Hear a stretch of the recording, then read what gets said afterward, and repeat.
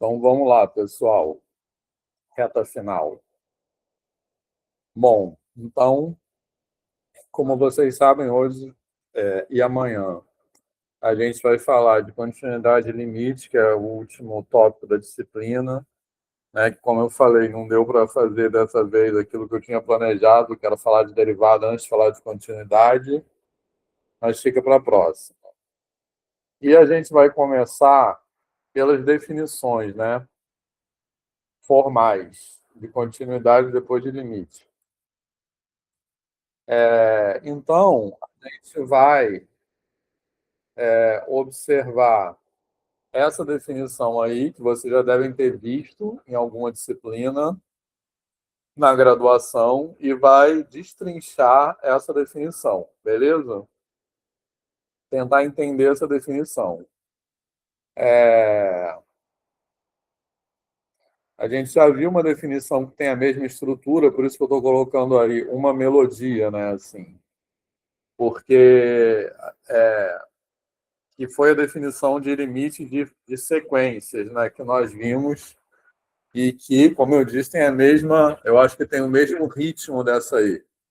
Então, nós vamos entender esse ritmo, essa melodia, como eu estou falando, e esse ritmo tem diferentes canções, né, tem diferentes letras, porque daqui a pouco nós vamos ver as várias definições de limite, né, porque limite tem várias, tem limite normal, entre aspas, e tem limite finito no infinito, à direita, à esquerda, etc. Beleza, pessoal? E combinações dessas coisas.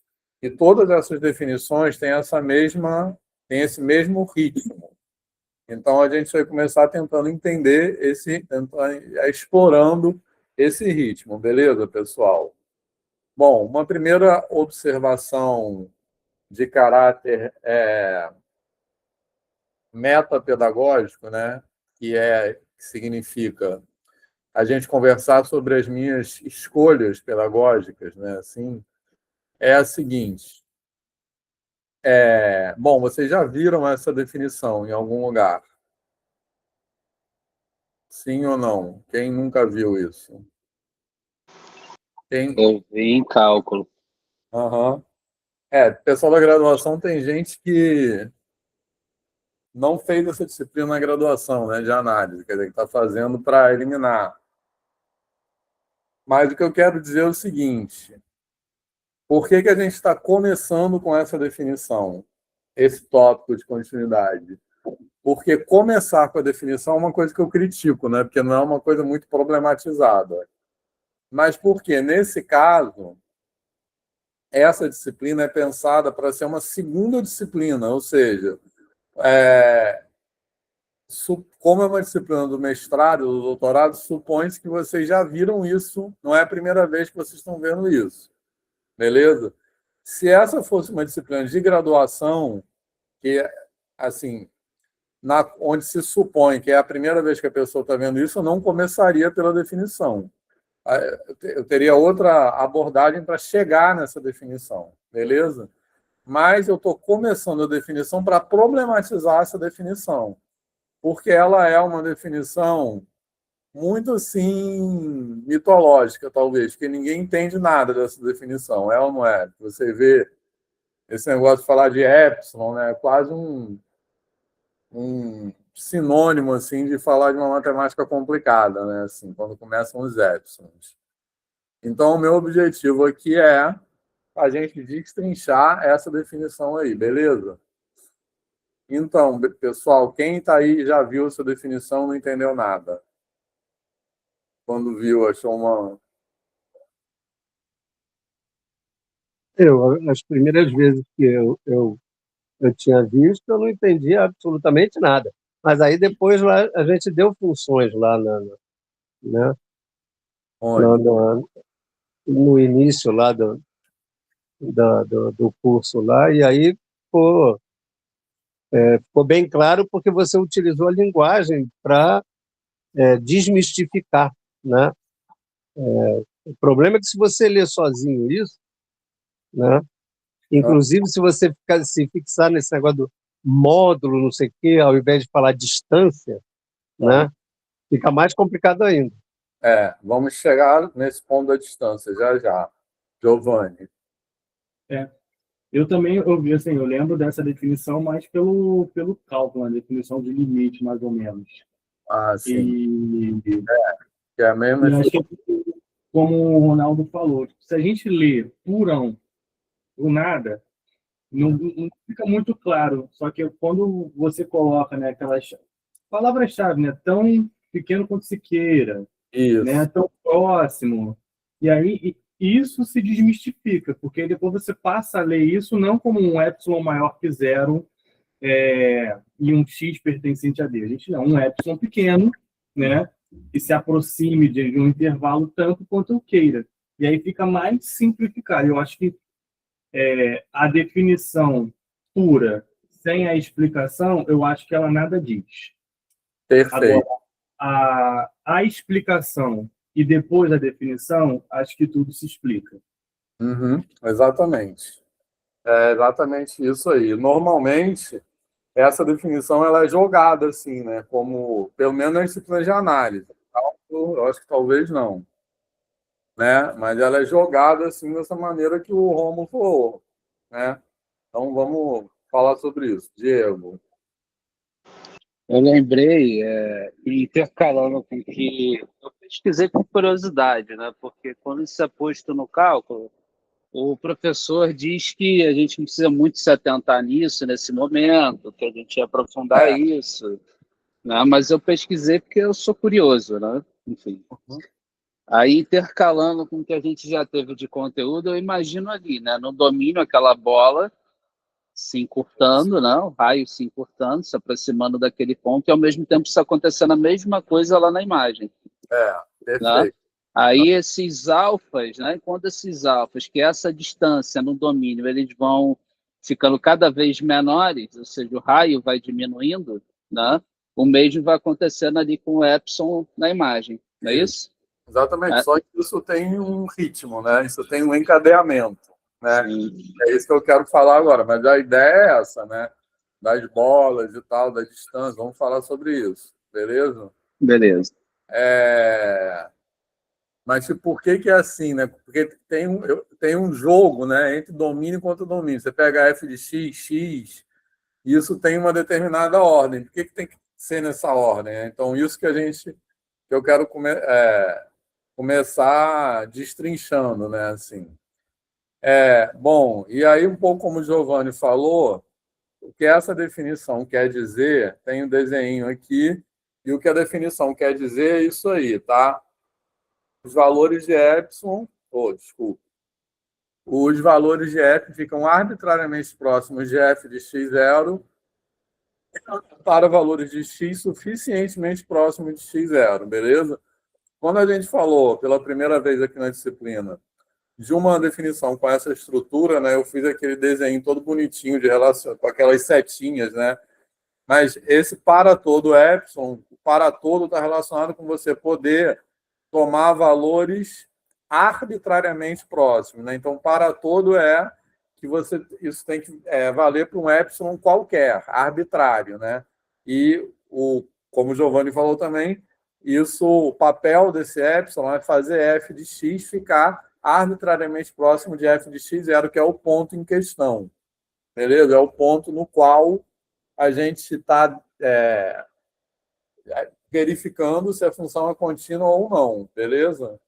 Então, isso é importante dizer também, que tem um ponto fixado ali, tá? Daqui a pouco eu vou falar mais sobre isso. É contínua em x0, pertencente a D, que é o domínio. Tá de boa, pessoal? E o delta tem a ver com os valores de x ficarem suficientemente próximos de x0, beleza? Então, olhem só o que esse desenho aí quer dizer.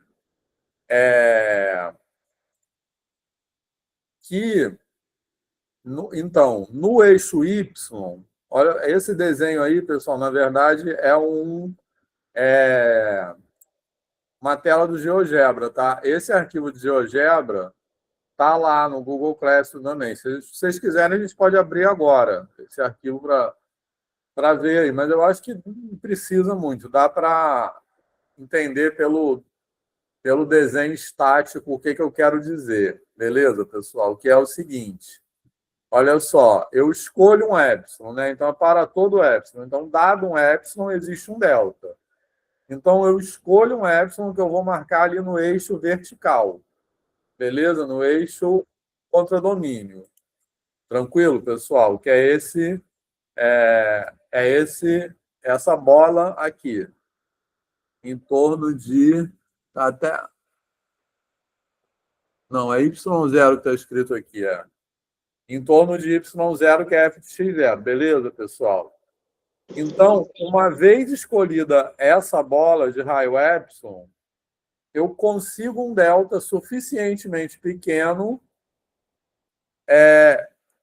e que vai ser o raio de uma bola de raio de delta, né, em torno de x0, de tal maneira que se a distância de x a x0 é menor do que delta, ou seja, se eu pego um ponto x aqui dentro dessa bolinha, então a imagem dele vai ter distância de f de x0 menor do que epsilon. Então, ou em outras palavras, se eu pego um ponto x aqui nessa bola de raio delta, então f de x vai estar dentro da bola de raio epsilon em torno de f de x0. Beleza, pessoal? Fez sentido? Sim, professor. Então, eu primeiro escolho o epsilon, né?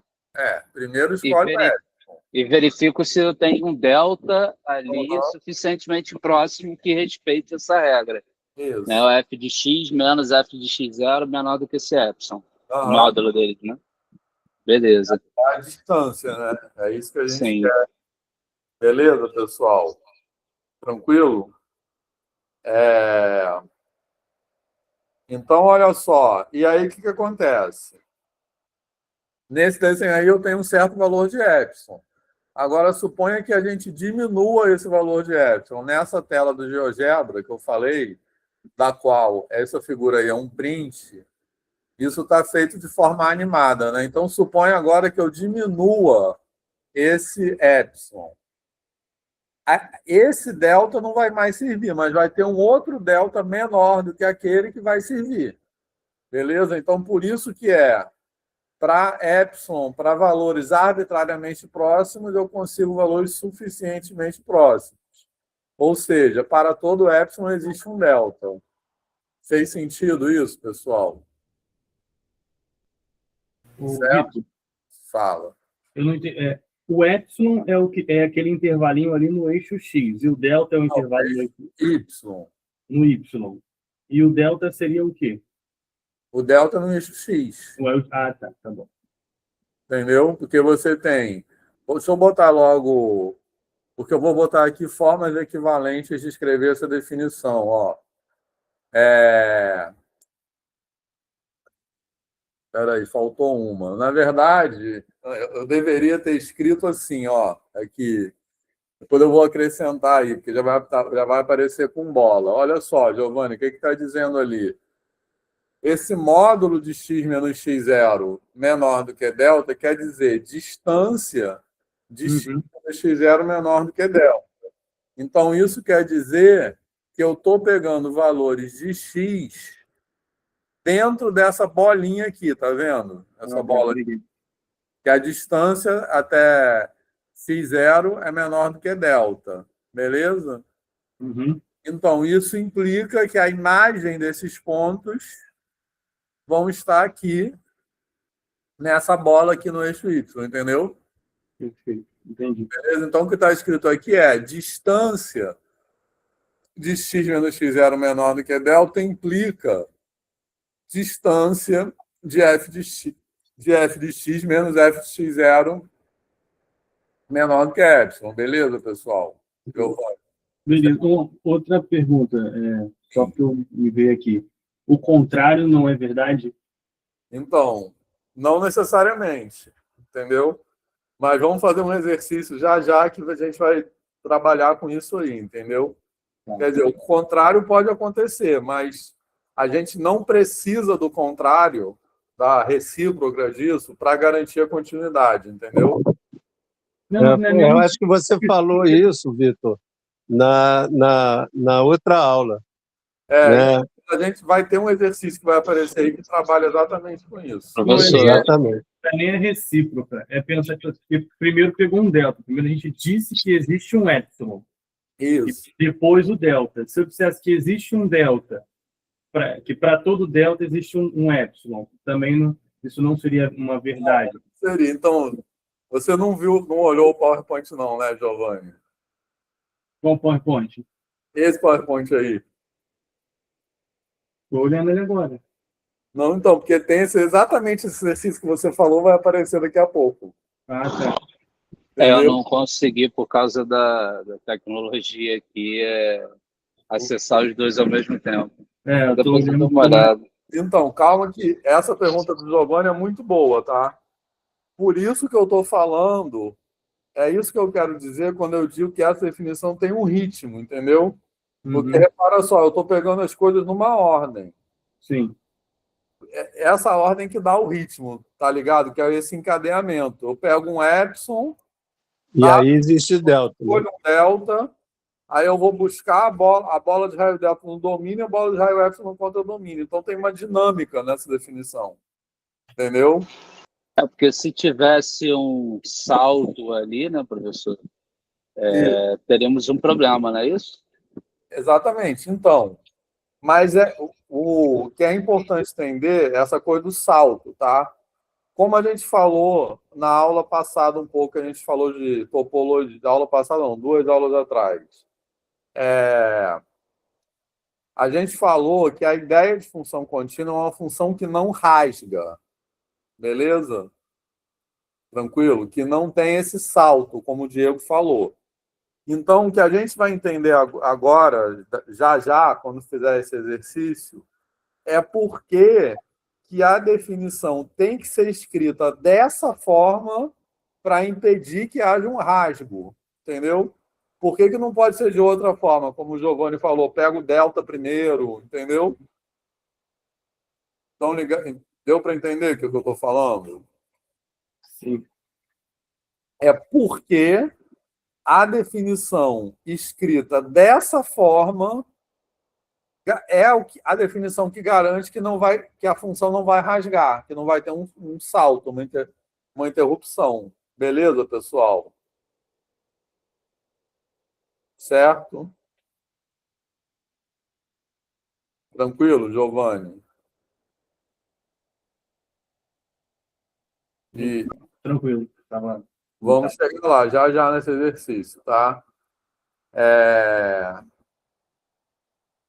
Ó, a lista de presença tá aí, tá? No chat, botei de novo. Assinem, por favor. Então, olha só. Então, agora eu vou botar aqui só outras maneiras equivalentes de escrever essa definição. Eu quero destacar, na verdade, eu deveria ter escrito aí, esqueci, mas eu vou acrescentar, tá? Que é o seguinte, que esse módulo aí, o papel desse módulo aí é falar de distância, tranquilo?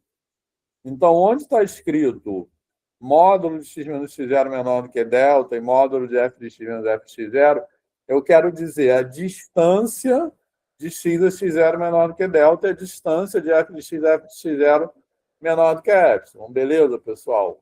Tá de boa? E isso é legal a gente pensar para a gente ter entendimento do seguinte. Vejam bem, que isso é importante. Tudo que eu preciso para falar de continuidade é distância. Eu só preciso ter uma distância definida. Então, em qualquer conjunto no qual eu tenho uma distância definida, eu posso falar de continuidade. Esse módulo aí não tem importância. Em vez do módulo, eu poderia escrever d de x a x0. Beleza, pessoal? Tranquilo? Tá de boa isso? E eu acho que essa reflexão é importante, assim, é bacana pelo seguinte. O que eu acabei de falar? Em qualquer conjunto onde eu tenha uma noção de distância definida, eu posso falar de continuidade. Assim como eu posso falar de convergência também. Esses são conceitos topológicos que dependem apenas da noção de distância. Não precisa de mais nada do conjunto. Não precisa de ordem, não precisa de operações, só precisa de distância. Beleza? Ou seja, eu posso falar de continuidade e também de convergência em qualquer espaço métrico. Como a gente viu semana passada, o que é um espaço métrico? É um conjunto munido de uma noção de distância. Tá de boa, pessoal? Tá tranquilo isso ou alguma dúvida?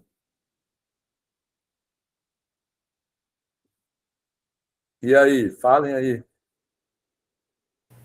Tranquilo. Mais alguém?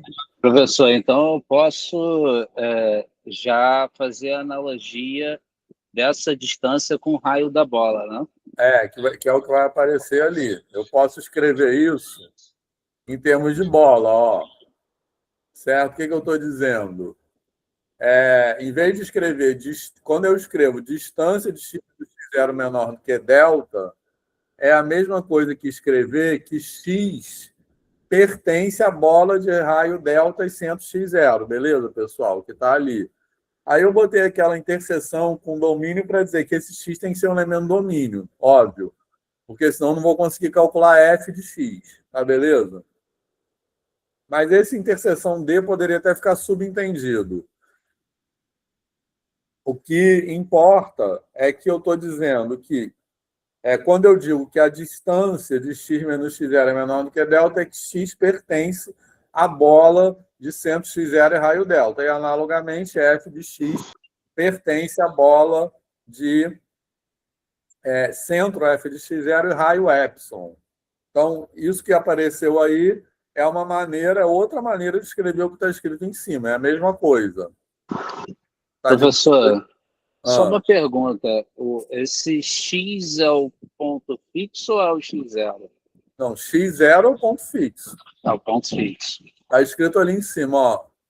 Uma função é contínua em x0, c.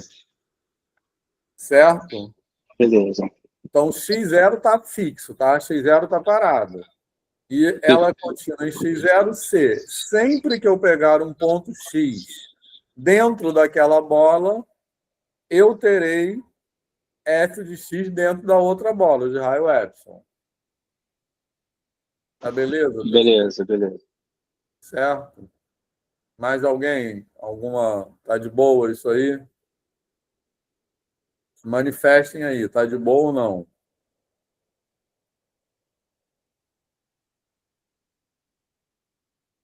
Senão eu vou botar uma questão bem difícil na prova. Partir para violência agora. Caramba, aí é brabo. Estou brincando, mas eu quero que vocês se manifestem. Porque senão eu me sinto perdido.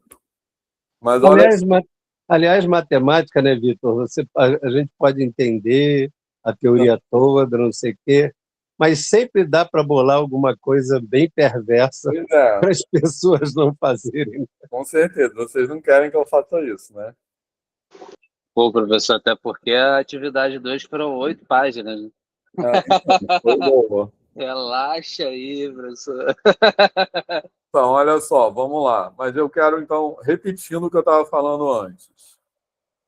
Tudo que você precisa para falar de continuidade, eu quero fazer algumas reflexões sobre essa frase.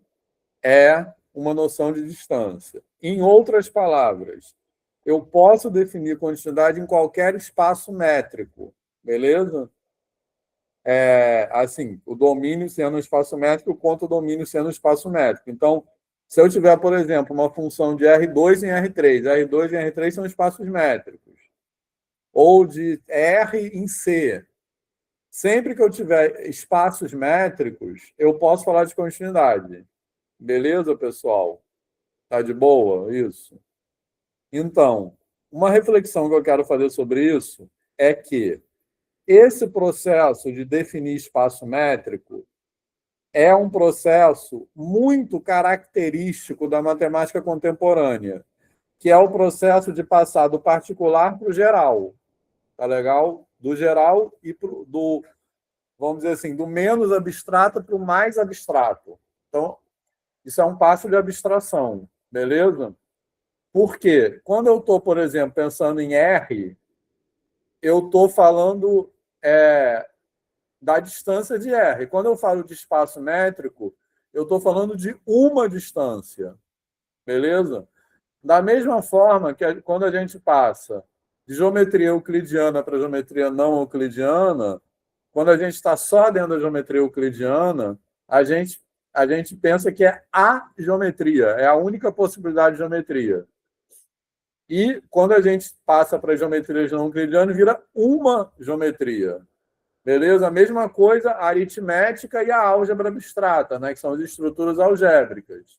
Beleza? Quando a gente fala em anel, corpo, etc., a álgebra dos conjuntos numéricos é uma álgebra, não é mais a álgebra. Então, aqui, falando de espaço métrico ou espaço topológico, é exatamente a mesma coisa.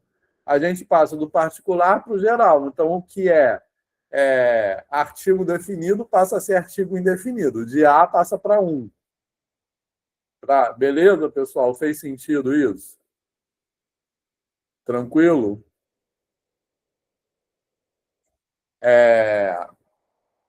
E aí, o que eu acho que é bacana a gente pensar é o seguinte, é que essa passagem do particular para o geral, como eu disse, ela é muito característica da matemática contemporânea, né? Porque a gente quer identificar comportamentos análogos em conjuntos diferentes, etc., etc., mas ela também ajuda a entender o particular. Quando a gente vê o particular dentro do geral, a gente entende melhor o particular. Por exemplo, quando a gente estuda geometria não euclidiana, a gente vê a geometria euclidiana de uma forma mais panorâmica, né? Então, a gente entende, por exemplo, que várias propriedades, teoremas, que são muito assim conhecidos na geometria euclidiana, eles são interdependentes, né? Eles dependem do postulado das paralelas. Então, a lei angular de Tales, o teorema de Pitágoras, né? Tudo isso são coisas que só valem na geometria euclidiana. Beleza? A soma dos ângulos internos de um triângulo, e assim por diante. Então, quando a gente passa do particular para o geral, a gente entende no particular o que depende de quê. Beleza? O que está relacionado com o quê. Tranquilo, pessoal? Então, da mesma forma como a gente fez aqui na disciplina, quando a gente olha a estrutura algébrica dos conjuntos numéricos dentro de um contexto mais amplo de anel, corpo e etc., por que eu fiz isso? Porque eu acho que essa visão panorâmica ajuda a entender melhor a estrutura algébrica particular dos conjuntos numéricos, né? Então, a abstração, né, a passagem de um contexto menos abstrato para mais abstrato, é muito característico assim de fazer coisas em matemática, mas ele também ajuda na matemática escolar, porque ele ajuda a entender esse particular, as relações entre as coisas. Fez sentido isso? É uma boa prova. Fez sentido isso? Vou até anotar aqui. E aí, sim ou não? Sim, eu sempre me lembro dos exemplos que o senhor coloca nos artigos de matemática problematizada, né? Que é conhecendo as outras possibilidades que você entende melhor aquela própria construção, né? Exatamente. Isso aí. Então, a gente, para entender melhor uma coisa, a gente tem que ver ela como uma possibilidade dentro de outras coisas. E, extrapolando essa ideia, isso se aplica à própria matemática. Eu acho que a gente só entende mesmo o que é a matemática contemporânea se a gente sai desse lugar de pensar na matemática como algo universal e pensa na matemática como uma possibilidade. Assim que a gente entende que essas relações que a gente estabelece na matemática contemporânea é uma maneira, assim. E beleza, pessoal? Super legal essa reflexão, eu achei. Agora, você imagina eu trabalhar durante tantos e tantos anos na minha vida e só depois de mais de 45, 6 anos de magistério assim, conseguir enxergar isso. Mas é um barato, porque é muito legal você sair.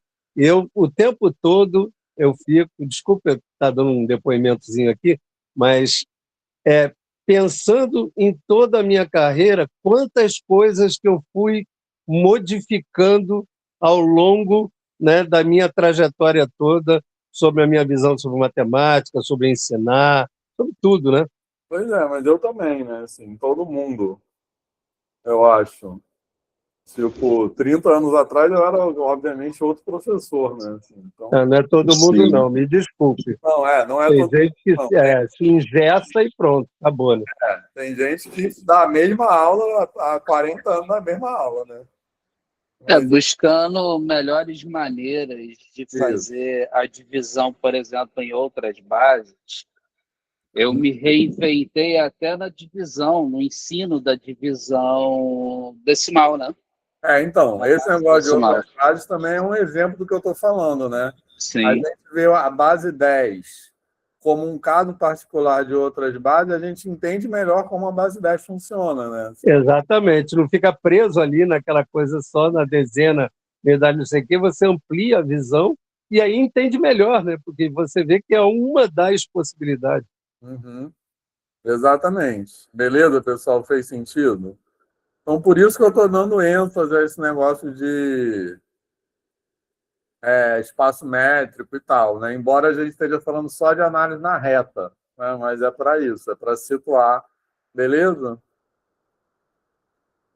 Que é um pouco o que o Fetch Klein dizia, né? Quando ele fala matemática elementar de um ponto de vista superior, é isso que ele quer dizer. Esse superior é um erro de tradução, na verdade é um ponto de vista panorâmico. Mas, enfim.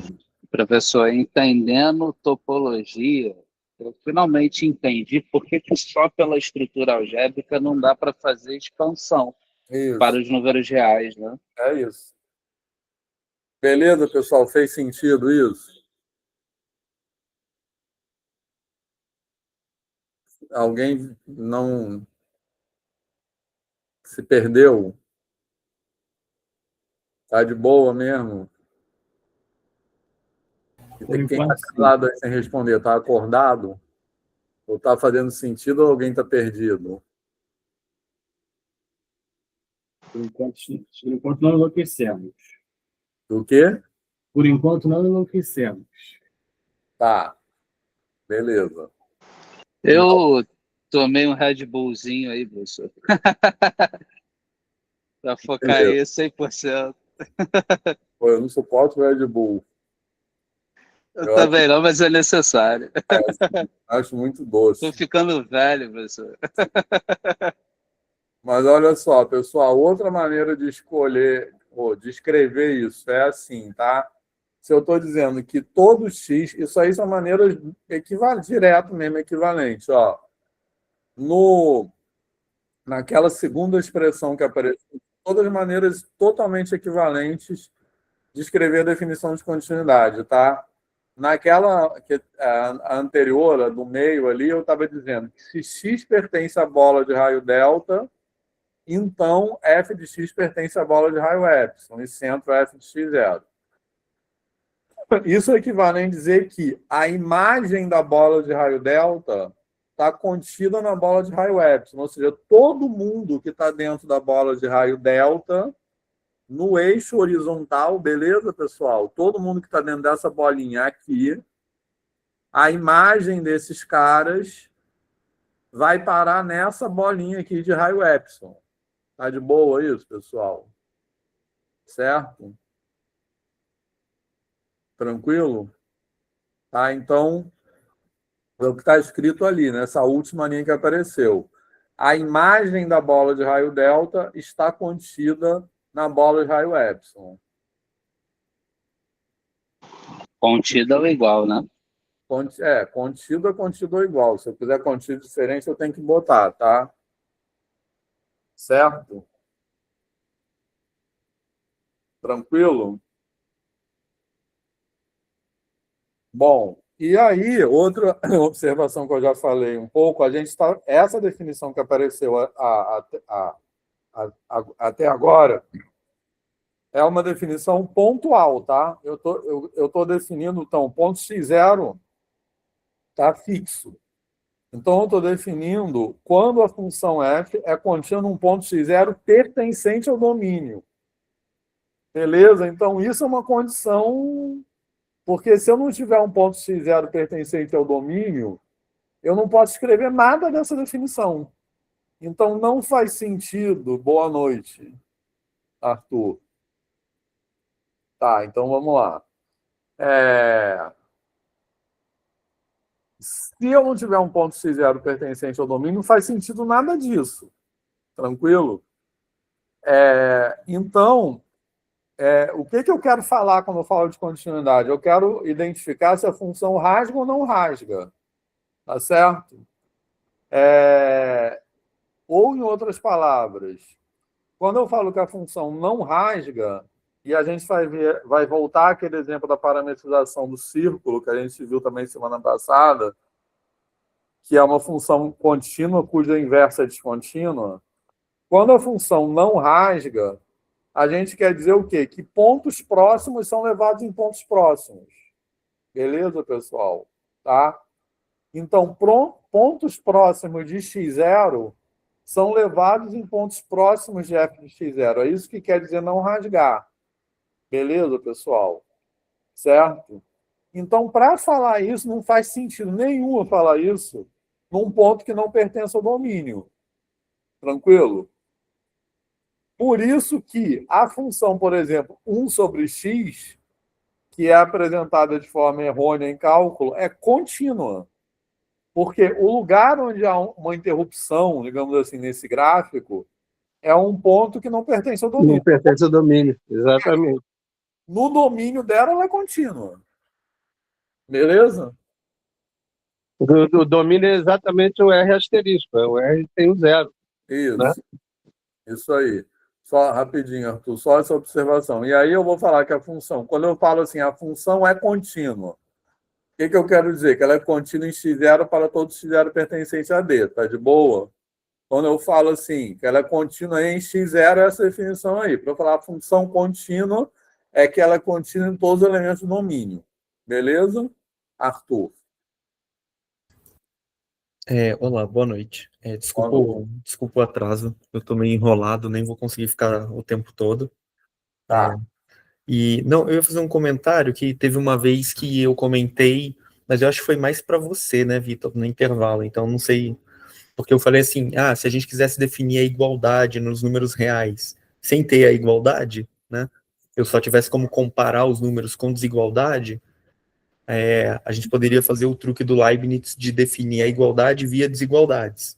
Então, eu definiria que o número A é igual ao número B, falando que para todo número, e aí eu vou pegar aqui a nossa linguagem, né? Para todo epsilon positivo, A menos B é menor que epsilon. Né? Uhum. E aí tem a ideia dele de que a igualdade é a última das desigualdades, porque para todo está considerando infinitas proposições de uma vez, né? Sim. E aí, nesse espírito, quando você fala na primeira proposição ali, né, de para todo epsilon positivo existe um delta positivo, tal que para o D no domínio, aí a primeira desigualdade, se a gente pensar nesse espírito, tem que usar assim, porque nos reais não tem infinitesimal, né? Mas se tiver, tem nos hiperreais, por exemplo, a gente poderia, o delta seria um infinitesimal, e eu poderia escrever como uma igualdade de que uma variação infinitesimal no argumento implica uma variação infinitesimal na imagem, que é isso que a gente está falando de continuidade. Estou falando assim, na intuição, você falou de vários jeitos, mas via infinitesimal, né? Uhum. E aí, em particular, sendo igualdade, nos hiperreais, a gente pode escrever, módulo, eu não me engane, a continuidade de uma função assim. Então, eu escreveria ali x menos x0 igual a delta, onde o delta é um infinitesimal, só que eu posso escrever x igual, eu passo o x0 para o outro lado, né? Então, fica x igual a x0 mais delta, ou seja, uma variação infinitesimal no argumento, implica que o f de x menos o f de x0 é igual a um epsilon. Daí eu passo f de x0 para o outro lado também. Então fica f de x igual a f de x0 mais epsilon. E aí se eu trocar o x pelo que ele é antes ali na implicação, fica f de x0 mais delta é igual a f de x0 mais epsilon, que é realmente a descrição. É que falando assim talvez seja meio chato, né? O Aham. melhor seria desenhar na lousa. Sim, amanhã você desenha. É difícil de acompanhar. Então, amanhã eu não vou conseguir, Vitor. Eu tento o máximo, porque eu chegaria no Rio mais tarde, não daria tempo. Então, inclusive, eu vim correndo para cá, meio que para participar dando tchau, assim, porque ao vivo eu não vou conseguir. Tá, você tá Mas eu muito, vou anotar no chat o que eu falei e aí vai fazer mais sentido, eu acho. você tá muito preocupado em arrumar a mala com muita antecedência. Não, não é só isso, tem uns outros probleminhas. A mala foi. Eu até lembrei de você que você falou meia hora e em 1 hora dá. Não é verdade? Não, totalmente. É que eu sou desesperado, mas é que teve outros perrengues e morar em outra cidade tem uma dificuldade também. Mas eu vou escrever ali, eu acho que vai ficar mais claro. Beleza. Você tinha falado isso só para mim mesmo, no intervalo. Diego. Só para reforçar, porque eu anotei aqui, então esses não rasgam significam que os pontos próximos de x0, a função desses pontos continuam próximos de f de x0. Em Aham, resumo. isso, Beleza. exatamente.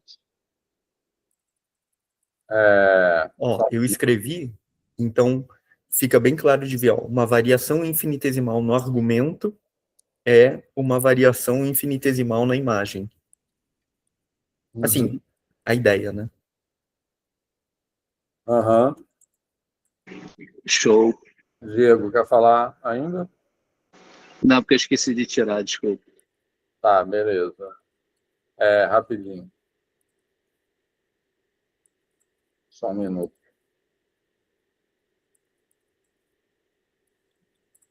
Pronto, vamos lá. Então, agora, Nosso objetivo aqui nesse início de aula é destrinchar essa definição, né? Tudo que eu estou falando é nesse sentido. Então, vamos voltar a esse exemplo aí que a gente viu.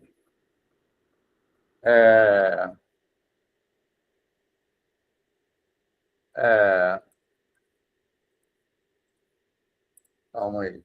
Que a gente viu na semana passada, quando a gente falou de topologia, para, vamos aplicar a definição de continuidade nesse caso. Então, essa é uma função que ela é muito familiar, né? Porque ela é parametrização da circunferência unitária, né? Cosseno T seno T, definindo o intervalo de 0 a 2π, que desenha o círculo, a circunferência de raio 1. Então, como a gente falou semana passada, essa é um exemplo de função que é bijetiva, contínua com inversa descontínua, porque na ida, quando eu enrolo o segmento na circunferência, ele não rasga ninguém, mas ele cola. Então, quando eu desenrolo a circunferência na volta, né, a circunferência do segmento, eu sou obrigado a rasgar. Tá? Então, para entender o que eu acabei de falar, que o que aquela definição de continuidade quer dizer, ela é escrita daquela forma com a maneira de impedir que aconteçam rasgos. Então, vamos aplicar ela nesse exemplo aí para entender melhor. E, em seguida, a gente vai fazer o exercício que o Giovanni previu. Tá? Então, profetizou. Olha só. Então, o que vai acontecer?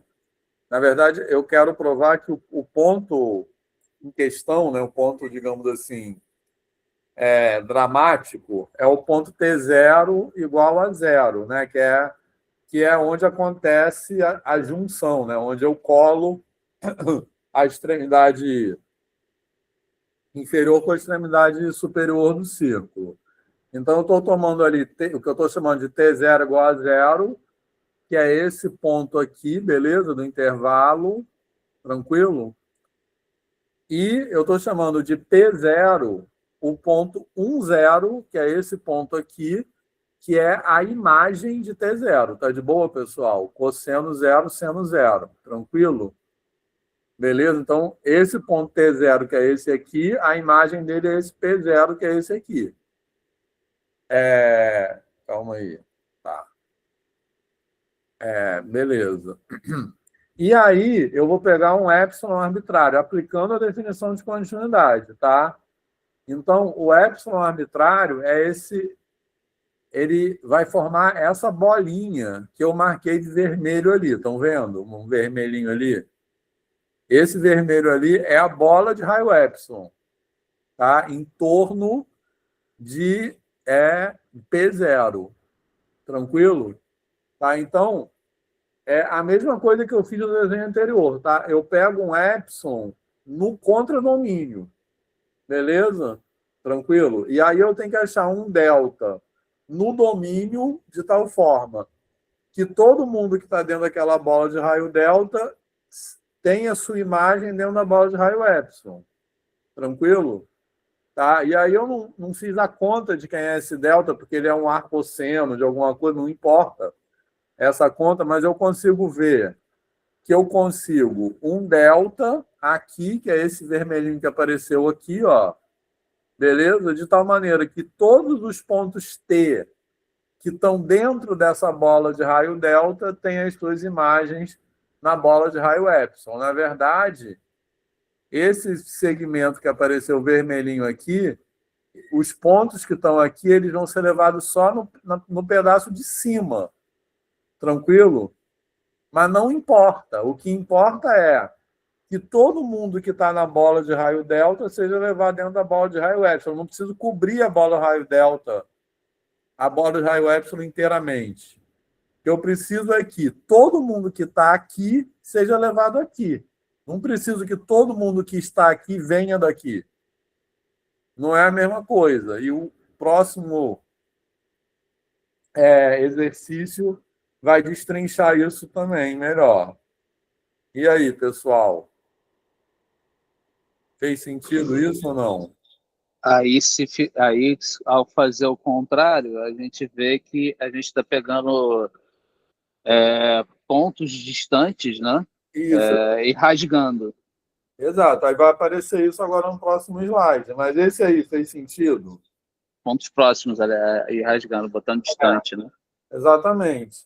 Repara só que isso aí que eu estou fazendo é exatamente a mesma dinâmica do slide que estava no desenho que estava no slide anterior. Só que ali eu tinha uma função de R em R. Aí eu tenho uma função de R em R2, né? Assim, beleza? E aí, pessoal?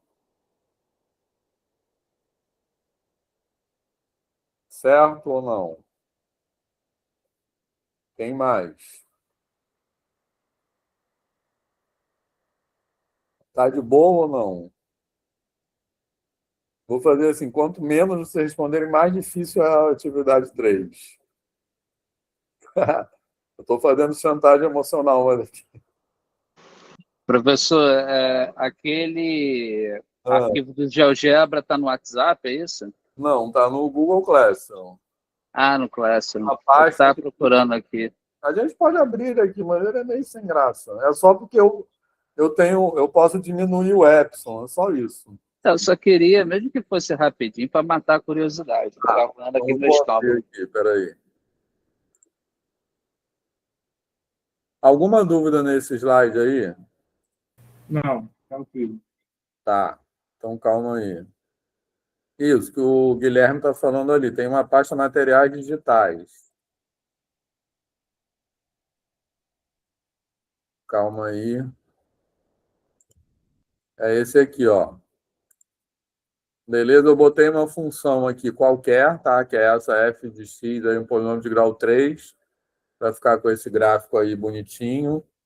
Tranquilo, pessoal? Então, esse é o print que estava lá na outra tela. Aí eu venho aqui, um controle deslizante, eu mudo o epsilon. Então, olha só.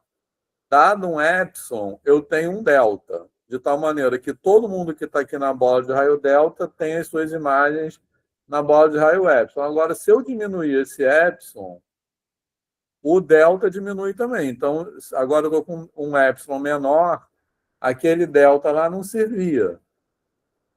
Mas aí eu tenho um delta menor que vai passar a servir para esse novo epsilon. Então, por isso para todo epsilon existe um delta, ou seja, se eu ficar arbitrariamente próximo de f de x, eu consigo o valor de x suficiente próximo que eu vou ter que ficar diminuindo cada vez mais. Por isso que é suficientemente próximo. Beleza, pessoal? Tranquilo? Então, Tranquilo. eu só aproveito diminuindo aí. Tá beleza? Só uma observação assim, pontual, que vocês repararem. O que aparece aqui, eu estou pegando no eixo vertical a bola de raio epsilon, tá? Vou botar uma maior até que dá para ver melhor o que eu vou falar. No eixo vertical, eu estou pegando a bola de raio epsilon. O que aparece aqui no eixo horizontal não é necessariamente uma bola. Não sei se vocês estão percebendo, porque para ser uma bola tem que ter o mesmo raio dos dois lados, beleza? E aí estão vendo ali que. Ah, sim. Mas não importa, o que eu tenho, o delta que eu vou pegar é um delta que caiba dentro disso. Entendeu? Exatamente. Beleza? Não precisa ser isso aí tudo, porque é aquilo que eu falei. Isso vai aparecer de novo no exercício a seguir. O que importa, professor, é existir um delta, né? Se Ele existir um delta que caiba ali daquela forma, né? isso, Que a imagem dele Qualquer, esteja contida na bola do epsilon, né? Então, fechou. exatamente. Então, o que é, importa é que a imagem da bola do delta esteja contida na bola dela, não precisa cobrir a bola epsilon completamente, entendeu? Então, eu posso pegar, inclusive, qualquer delta menor do que esse vai servir, beleza? você só para todo epsilon, basta exibir algum delta. Isso. Esse delta não é único, entendeu? Basta eu exibir um delta de tal forma que aquela bola caia dentro da outra, entendeu? Então pode ser um delta minúsculo, inclusive.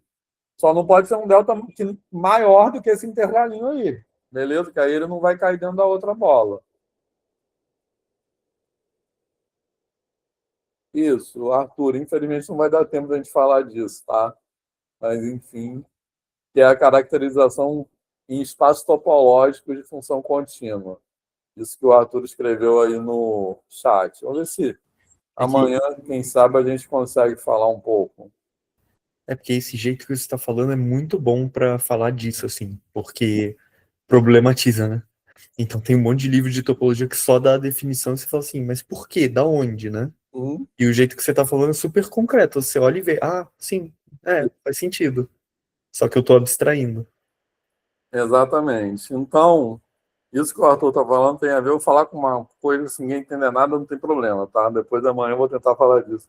Porque, na verdade, a gente está. Quando eu falei que a gente fala de topologia, a gente está falando de proximidade. A gente, para falar de proximidade, se a gente conhecer a distância, a gente consegue falar de proximidade. Mas, na verdade, tudo que eu preciso para falar de continuidade é conhecer os conjuntos abertos de um espaço. Então, se eu souber quem são os conjuntos abertos, eu não preciso nem de distância. É uma coisa mais abstrata ainda, tá? Mas, Uma enfim, vez eu vi uma analogia de pensar em aberto como sendo uma nuvem, que é meio assim, não tem uma fronteira bem delimitada, né? Você avança um pouquinho e ainda tá meio que ali. Eu gosto de pensar assim. é uma ideia de estabilidade, né? Assim, e você Uhum. continua ali, exatamente. Mas eu vou ver se dá tempo de falar disso amanhã. Beleza, Se não pessoal? fica o início de análise 2. Tá. Sim. É... Viu? Você vai faltar amanhã, vai perder. Ah, não me fala isso, eu odeio faltar. Tá. Pessoal, posso voltar para o PowerPoint? Tá de boa isso aí, Diego? Pode? Então, calma aí. Pronto. Espera, mas amanhã vai ser gravado, né? Que nem Ah, sempre. é claro. Ah, então no futuro eu não vou perder. Tá. Mas é claro que eu vou perder ao vivo, que é muito melhor. É. Então, olha só, pessoal, agora vamos falar da inversa, tá?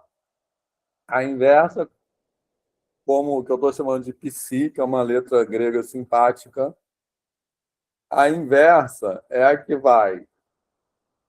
que desenrola a circunferência. Professor, eu não sei se é útil, mas seria arco, cosseno, arco, seno? Não, não exatamente. Não? Sim. Para abrir a bola na. Não, não é arcosseno porque leva um vetor num ponto, Ah, sim, entendeu? beleza. Então a fórmula não é essa. Você tem que pegar esse ponto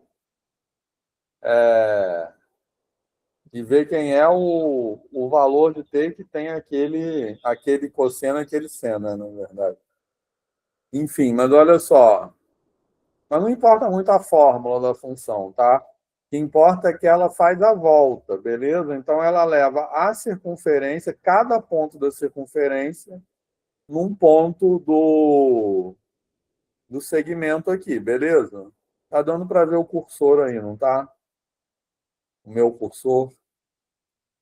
Tá. Então, ela é a φ a menos 1, que eu estou chamando de psi, certo? E aí eu quero mostrar que ela não é contínua. Então, é legal porque a gente vai agora negar a definição de continuidade. Tá? Então, da mesma forma, eu estou pegando o P0 e o T0. Só que agora o P0 é um elemento do domínio e... Se não, teria muito o quê? Não entendi, Arthur. Ah, não, é que o Diego perguntou de como voltar, né? E aí a definição vai ser justamente, vai levar o vetor no cara, e você vai saber qual é o cara justamente porque você delimitou onde o seno e o cosseno podem acontecer, né? Sim. Porque se fosse a reta real toda, a princípio você poderia enrolar a reta toda no círculo, mas desenrolar seria um problema. Não seria invertível, né? Por isso que eu tive, inclusive, o cuidado de botar esse intervalo aberto em 2π, né? Porque exatamente. Isso que eu quis dizer. Isso. Beleza, pessoal? Então, olha só. Então, agora ela vai do círculo no segmento. Então, esse P0 aqui, 0,1, que está marcado, 1,0, desculpe, que está marcado aqui, é um elemento do domínio. A imagem dele é esse ponto T0 igual a 0 aqui. Tá de boa, pessoal? Certo? Aí, eu vou fixar um ε0 maior do que 0, onde? No contradomínio. Pô, não aparecem as coisas vermelhinhas? Tá, não apareceu agora. Essa ordem dessas coisas está ruim. Mas olha só. Então, veja só o que acontece aqui. Ó. Então, eu estou negando a definição de continuidade. O que a definição de continuidade diz? Para todo epsilon existe delta, tal que aquele negócio lá acontece. Agora eu vou mostrar que existe um delta, a negação disso é o quê? Existe um delta tal que para todo... desculpa. Existe um epsilon tal que para todo delta aquilo não vai acontecer. Tranquilo? Certo? Então, esse epsilon 0 que eu estou chamando aqui é o raio dessa bolinha aqui, ó, que é em torno de T0. Tranquilo? Tá? Então, o que eu quero mostrar aqui? Eu quero mostrar que não existe nenhum delta aqui em cima, que esse aqui em cima é o domínio da função, de tal maneira que todos os pontos que estão nessa bola de raio delta vão cair aqui dentro. Beleza, pessoal? Porque isso não vai acontecer para nenhum delta. Então, eu teria que mostrar que existe um delta, mas não tem nenhum delta para o qual isso para o qual isso valha. Porque eu sempre vou ter um ponto que eu estou chamando de P delta, esse ponto aqui, porque ele depende de delta, que vai estar nessa parte de baixo, aqui, embaixo do ponto 1,0. Porque aí a imagem dele vai estar aqui. Beleza, pessoal? Tá dando para acompanhar isso? Tranquilo? Certo? Porque lembrando que essa parametrização no sentido anti-horário, tá? Então, essa circunferência ela foi enrolada assim, ó. Então, esses pontos aqui perto do 0, eles estão associados com esses aqui. Aí eu vou quando eu chegar aqui, embaixo do ponto 1,0, esses pontos aqui estão associados com esses aqui, perto do 2π. Tranquilo, pessoal? Tá de boa isso? Certo? Então, qualquer bola que eu pegar aqui vai ter um ponto, qualquer delta que eu pegar aqui vai ter um ponto que vai estar associado com um ponto daqui, que está, né, na outra extremidade. Então, não existe nenhum raio delta de tal maneira que eu consiga uma bola que cai aqui dentro. E aí, fez sentido isso? Sim. Sim? Quem mais, pessoal? Alguém se perdeu? Vamos fazer... Oi. Quem ia falar? Giovanni? Ali em cima, professor, é o delta, né? Isso, em cima é o Então, delta. Porque o delta para no qualquer domínio, tá? delta, para Agora o qualquer domínio delta que eu é diferente. escolher, para qualquer delta que eu escolher, né, eu vou ter épsilon distantes do ponto, né? Isso. Eu vou ter um ponto cuja distância é maior, não é epsilon, é maior que epsilon. Sim, é maior do que Porque ele vai estar lá no outro campo. sim. É como se uma parte estivesse num ponto e uma parte no outro. Sim. E fica quebrado, né? O intervalo fica quebrado. Porque ele rasgou, que ele quebrou. Exatamente isso. Entendeu? Então, essa função psi, ela não leva pontos próximos em pontos próximos. Beleza? Tranquilo? Porque olha só, se eu pegar esse ponto P0 aqui, que é o ponto 10, tá? Que é esse que está marcado. Se eu pegar um ponto um pouquinho acima dele e um ponto um pouquinho abaixo dele, eles são levados cada um numa extremidade. Beleza, Giovanni? Então ela rasga. Ela pega esses pontos que estão juntinhos aqui e faz assim. Então ela não leva pontos próximos em pontos próximos. Beleza? Beleza. Tranquilo? Tá? Então, na verdade, os pontos que estão próximos de P0 não são levados necessariamente em pontos próximos de T0, que é a sua imagem. Beleza? Agora, vamos continuar fazendo esse exercício aqui, tá? Então, o que eu estou falando essa definição, ela quer expressar isso. Ela quer expressar que a função não pode rasgar. Tá legal? Certo? Que é isso que a gente acabou de ver no exemplo anterior. Mas por que a definição tem que ser escrita dessa forma? É aquilo que o Giovanni está perguntando agora, mais algum tempo atrás. Beleza? E aí é importante entender que essa definição, ela não foi assim, alguém acordou e vislumbrou, de continuidade é isso. Entendeu? Para formular que é essa melodia, né? É esse encadeamento, né? Então, repara, quando eu falo que tem um encadeamento, é porque tem um ritmo, tá? Eu pego um epsilon, depois tem um delta, e aí eu vou pegar aquele delta no domínio, epsilon no contradomínio, tem uma dinâmica, beleza? Então, por que é essa dinâmica, ou seja, é essa forma de redigir a definição que garante que eu vou impedir que haja rasgos? Beleza, pessoal? Tranquilo? Tá? Tá de boa? Então, para fazer isso, a gente vai examinar essa função aí, ó.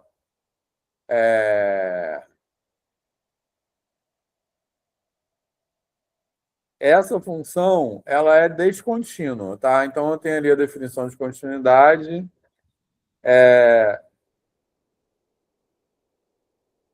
Então, a primeira observação que eu estou pegando é o seguinte: por que tem que ser para todo...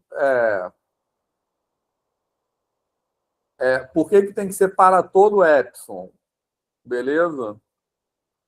Porque esse epsilon que eu peguei, olha só, o que eu estou dizendo é o seguinte: para essa função aqui, essa função que apareceu aí, né? ela, que a gente vai trabalhar um pouco com ela é obviamente descontínua, tranquilo? Certo? Mas a definição tem que valer para todo epsilon. Porque eu peguei um valor de epsilon aqui, para esse valor de epsilon, a definição se aplica. Tranquilo? Porque eu consigo esse delta de tal maneira que isso aqui acontece. Mas por que que para esse epsilon a definição se aplica? Porque esse epsilon é grande demais. Então, ele é maior do que aquele salto que tá, porque aquele salto é uma unidade, beleza? Então, ele não enxerga esse rasgo que a função faz, beleza? Professor, Só um é minuto. porque... Desculpa. Rapidinho. Então, esse para todo epsilon é como se eu estivesse botando um microscópico e eu pudesse melhorar a precisão. Então, se eu boto um epsilon muito grande, eu posso ter rupturas pequenas que aquele epsilon não enxerga. Mas aí eu diminuo o epsilon, o outro... Então, por isso tem que separar todo o epsilon. Porque aí eu vou conseguir detectar qualquer ruptura. Fez sentido? Diego? Isso a gente está analisando, então, a função de forma global, não é isso? Todo, né? Não, mas Porque, só se eu não nesse me... ponto. Eu estou no ponto x0 igual a 1, tá? Ah, beleza.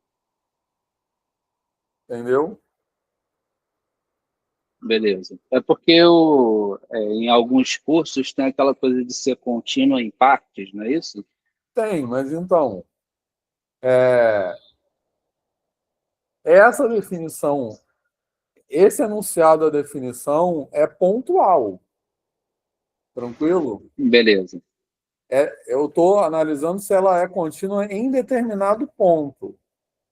Eu vou dizer que ela é contínua em todo o seu domínio se ela é contínua para todos os elementos do domínio. Ou ela é contínua em um subconjunto do domínio se ela é contínua em todos os pontos, todos os elementos daquele subconjunto, entendeu? Beleza?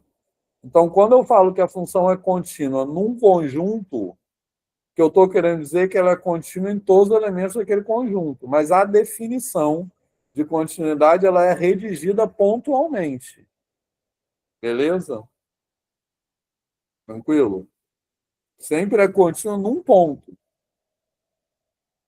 Tá. E aí, agora, se eu diminuir um delta, ó, essa mesma função aí, se eu pegar um delta, esse delta aí, ele já é pequeno o suficiente para detectar essa descontinuidade, para detectar essa ruptura, tá? Então, eu posso pensar no delta como uma precisão, tá legal? Beleza, pessoal? Tá tranquilo isso? Tá. Então, olha só. Agora, a gente vai ainda trabalhar com essa função e o que eu coloquei aí, ó, são aquilo que o Giovanni estava falando, tá? São alterações no enunciado da definição. Vamos botar uma de cada vez. Então, o que eu alterei aí? Em vez de botar para todo epsilon existe delta, eu botei para todo delta existe epsilon. E a segunda, a parte da direita está igual, beleza? Então, em vez de pegar a distância arbitrariamente pequena no contradomínio, eu estou pegando a distância arbitrariamente pequena no domínio. Beleza? Então, olha bem qual é o que consiste o exercício. A gente vai ver por que essa formulação aí não serve. Entendeu? O que eu quero dizer não serve? Essa definição, essa formulação que eu estou colocando, essa alteração, ela não é capaz de detectar aquela ruptura. Beleza? Tranquilo? Certo? Então, ela Em outras palavras, se a definição fosse essa função aí seria contínua. Isso é um sinal o quê? Que essa definição não serve para definir aquilo que eu quero. Beleza, pessoal? Tranquilo? Esse é um tipo de exercício que eu acho que, infelizmente, é muito raro em disciplinas de análise. Porque é um exercício para a gente pensar por que a definição é essa e não outra. A gente está problematizando a definição. E, normalmente, as definições são tratadas como óbvias. Né? E não tem nada de óbvio. Como o Arthur falou, demorou muito para chegar a essa formulação. Isso, elas parecem divinas, né? Parece que alguém acordou e teve esse insight e colocou, não, né? Já definiu de forma perfeita. É uma coisa religiosa, né? Porque, tipo assim, é Deus e esses Exatamente. caras são os profetas, né? Esses caras.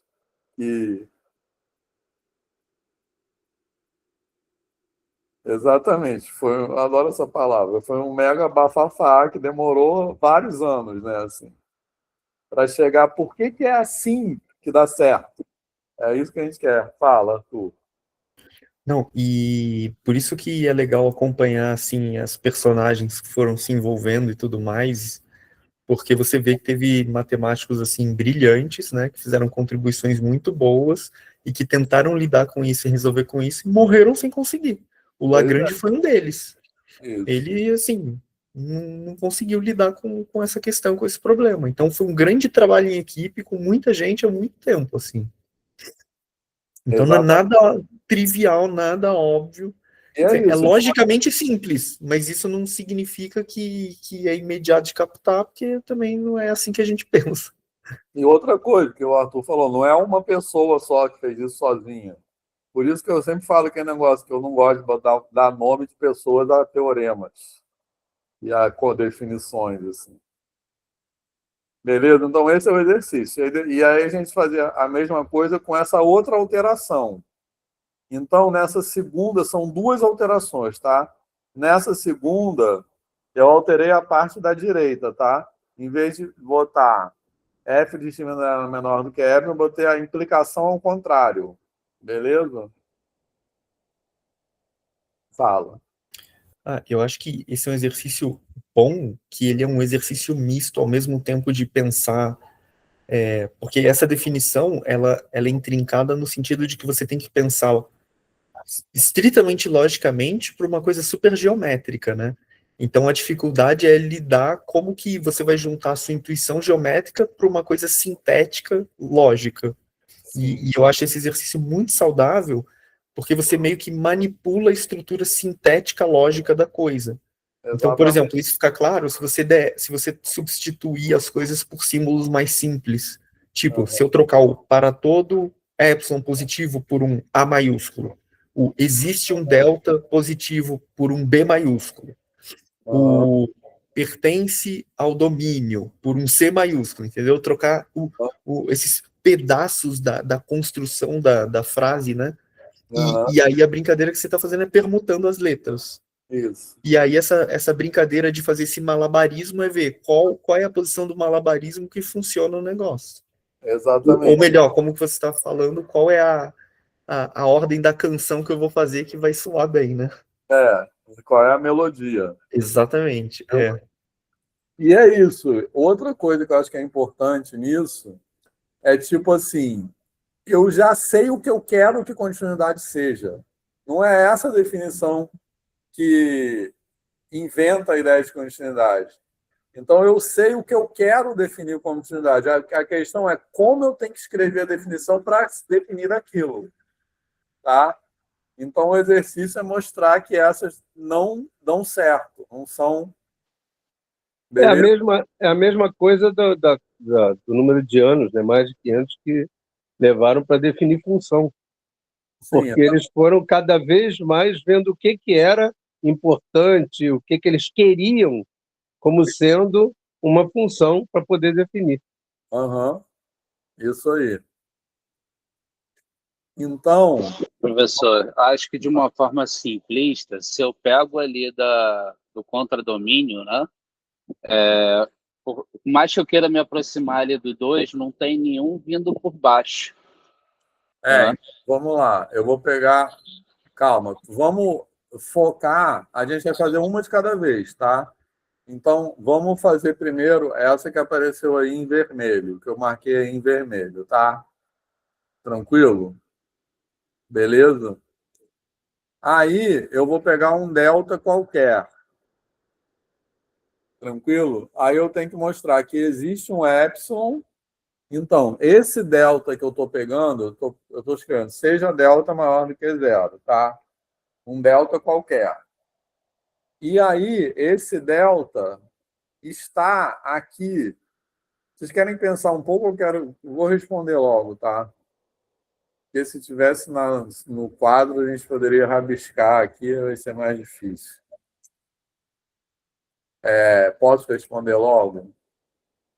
Pode, vai mostrando com a setinha ali no gráfico que vai ajudando também. Então, olha só, eu vou pegar... Esse delta que eu peguei aqui é arbitrário, tá? Então, nessa primeira alteração, o que eu fiz? Em vez de pegar a distância arbitrariamente pequena no contradomínio, eu estou pegando a distância arbitrariamente pequena no domínio. Então, eu estou pegando um delta arbitrário aqui.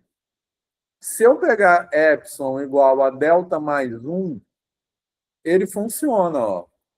Todo mundo que está dentro da bola... Aí vocês têm que desenhar, tá? Porque eu vou pegar um delta aqui, ó, em torno do ponto x0 igual a 1. Beleza? Faz de conta, por exemplo, que eu peguei delta igual a meio. Tranquilo? Se eu pegar delta igual a meio, tomando delta igual a meio, se eu pegar epsilon igual a 3 meios, no contradomínio, epsilon igual a 3 meios, vai cobrir um intervalo que vai até lá em cima. Beleza? Então, todo mundo que está dentro, que vai até 2,5. Beleza? Então, todo mundo que está na bola de raio meio em torno do 1 vai ser levado nessa bola de raio 3,5. Só que ela é enorme. Beleza? Conseguiram acompanhar o que eu falei? Que assim, sem desenhar, é difícil a beça. Ô, Vitor, Ah.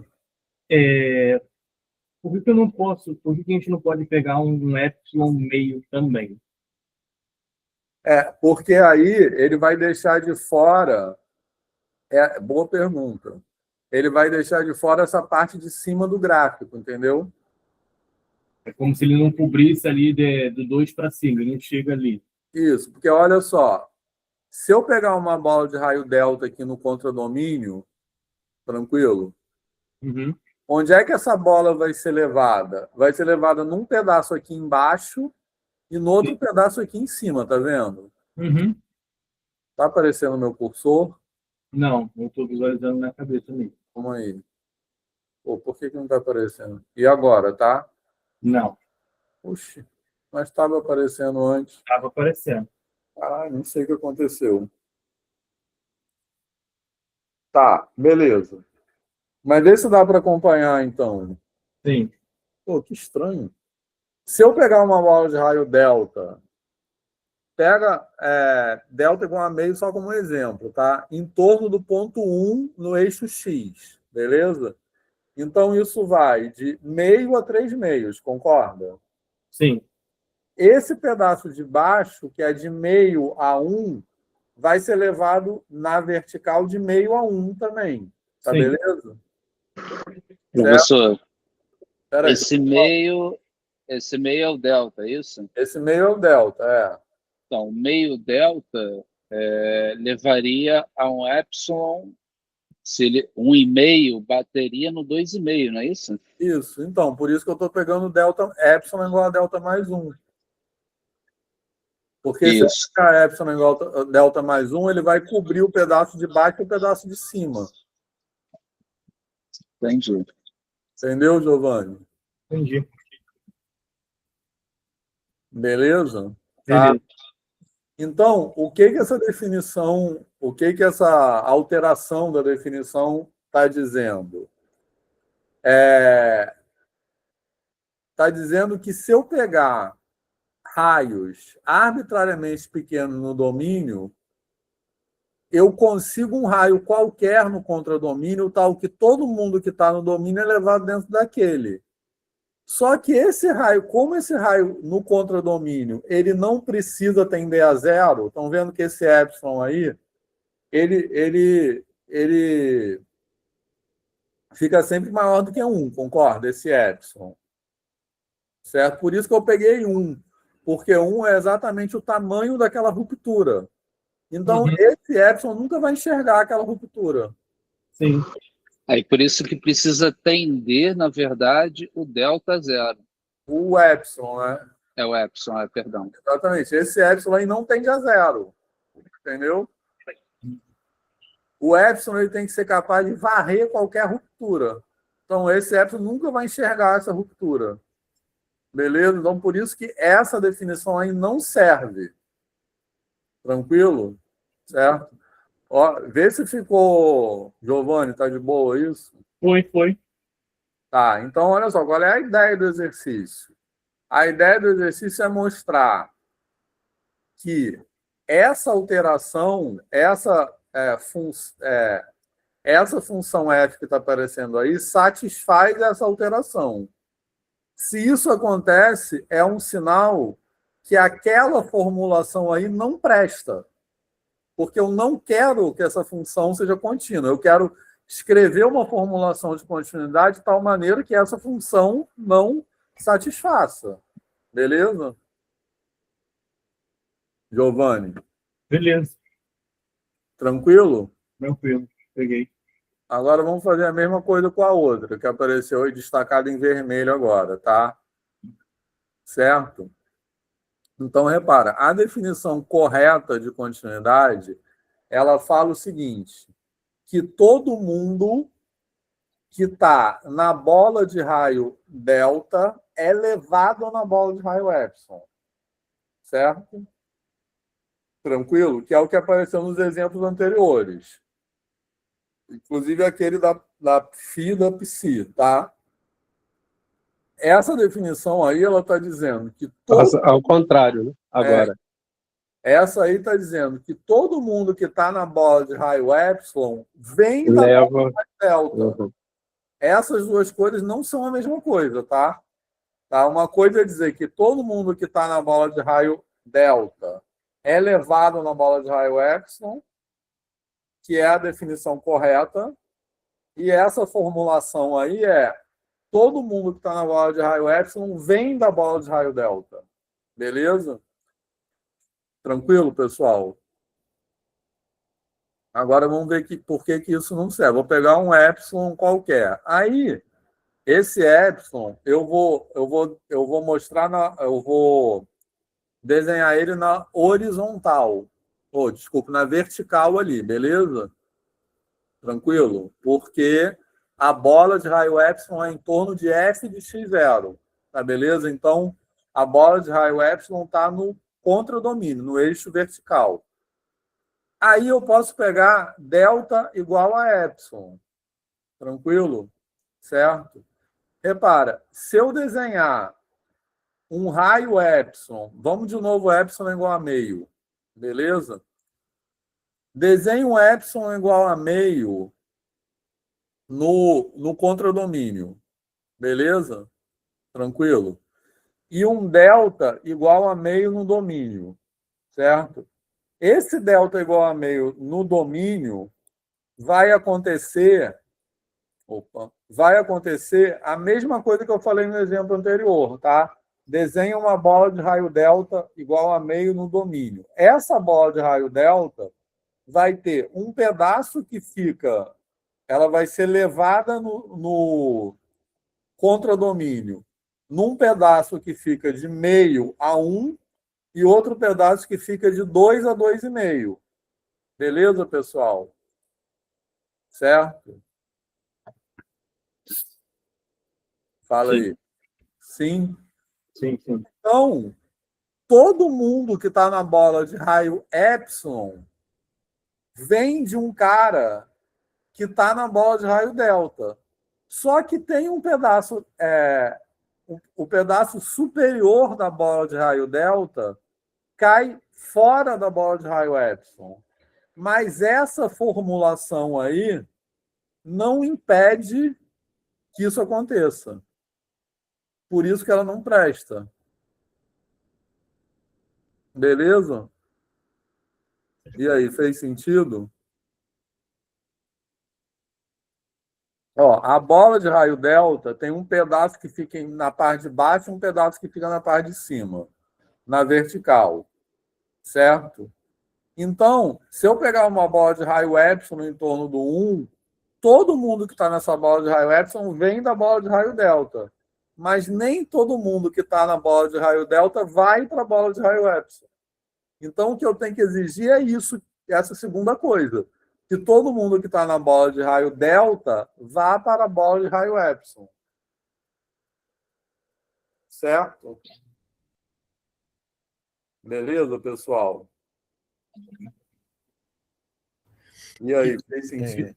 De novo, é como se cada parte convergisse para um lugar. Isso. Um vai convergir ali para próximo da bola cheia e o outro vai convergir para próximo da bola aberta, né? Vamos dizer assim. Exatamente. Isso aí. E aí você passa a ter uma definição que torna uma função que a gente não quer que seja contínua, que ela passe a ser contínua. Exatamente. Então, eu não quero que essa função seja contínua. No primeiro caso, como ele não está tendendo a zero, não é isso? Ele não mostra o rasgo. No segundo caso, como ele está tendendo a zero, ele apresenta o rasgo. Mas nesse caso aí, o que vai acontecer? No primeiro caso, ele não detecta o rasgo. Beleza? Nesse caso aí, por que ele não funciona? Porque ele não, vamos dizer assim, amarra todo mundo que está perto de X, de X0. Entendeu? Uhum. Tem um pedaço que está perto de X0 que vai para longe, e ele não impede que isso aconteça. Beleza. Então, esse é o problema. Beleza, pessoal? Certo? Eu acho que talvez seja interessante também pensar, embora eu seja que tenha o desenho aí, o exercício 1 poderia pensar a função como sendo exatamente o que está aí, só que aí na parte do x mais 1, no exercício 1, pode pensar como x mais 0,0000 com 1 trilhão de zeros e 1. Sim, exatamente. E nesse aí poderia pensar x mais 1 trilhão, assim, para dar um salto gigante e falar que ainda é contínuo. Boa. Professor, É que eu eu fiz pensei, desculpa, eu pensei no seguinte, para mostrar esse rasgo, né? Eu peguei um epsilon meio, tá? Uhum. De forma que eu tenho 2,5 e 1,5 ali, né? De intervalos ali no contradomínio. Essa parte de baixo, o 1,5, eu não vou ter um x0 para ele, né? Uhum. Entendeu? E só por isso aí eu já mostro que, partindo do epsilon, né, eu tenho esse rasgo, certo? O Certo. mesmo eu não conseguiria se eu limitasse o alfa. Se eu limitar o alfa meio, né, eu não estou conseguindo visualizar esse rasgo. Uhum. É isso? Beleza. Beleza? Sabe um outro jeito que eu acho que também pode pensar, assim, além da intuição geométrica dos gráficos das funções em si, para pensar assim como estruturar a formulação lógica da frase, pensar assim, quando a gente pensa como função, como sendo uma máquina, né, no qual entra um cara no domínio e sai um cara no contradomínio, né, que cai na imagem, pode pensar tanto o epsilon quanto o delta como sendo erros, né? Sim, E aí o que você está brincando é na escolha eu estou escolhendo primeiro um erro na entrada ou na saída, né? E eu quero que o erro da saída implique o da entrada ou o contrário. E aí eu acho que talvez pudesse ser uma discussão que ligasse essa Legal, intuição boa. geométrica com como estruturar logicamente a frase via essa noção assim meio de máquina de função. Porque aí E a noção de erro é muito show, Arthur. Exatamente. Muito porque legal. aí a proposição que define a coisa é fazendo esses testes que são esses exercícios que ele está fazendo, essas permutações da proposição, é ver que a gente tem que, para qualquer escolha de erro que a gente tiver na imagem, tem que garantir que o que eu for pôr na máquina vai cair dentro desse erro, né? Uhum. E aí essas permutações mostram que essas escolhas diferentes influenciam em como essa formulação mais lógica casa com a nossa intuição geométrica da coisa. Sim. E do que a gente tem em mente para ser uma função contínua. O que a gente quer Exato. que seja uma função contínua. Exatamente. Então, isso é importante, tá? A gente já tem em mente o que a gente quer que seja uma função contínua. E a gente quer encontrar a definição que corresponda a isso. Bom, agora está aparecendo o cursor aí. Porque eu poderia pegar até uma maior, né? Que de qualquer forma a bola em epsilon não caberia toda a imagem, né? De delta não caberia todo na bola de epsilon, né? Uhum. É.